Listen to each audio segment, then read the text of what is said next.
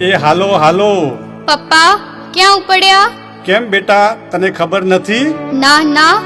આપણે શ્રી રાજારામ ગૌશાળા આશ્રમ ટેટોડામાં જ્યાં હજારો બીમાર ગૌ માતાની સેવા થાય છે, ત્યાં નવી જય જલિયાણ ગૌ હોસ્પિટલના લાભાર્થે ડીસાનગરના આંગણે શ્રી શ્રદ્ધા ગોપાલ દીદીના મુખેથી ગૌકૃપા કથાનું આયોજન કરવામાં આવ્યું છે. અરે વાહ, શ્રદ્ધા ગોપાલ દીદી તો જોરદાર ગૌ સેવાની વાત કરે છે અને કથા પણ બહુ સુંદર કરે છે. તો આ કથા છે ક્યારે?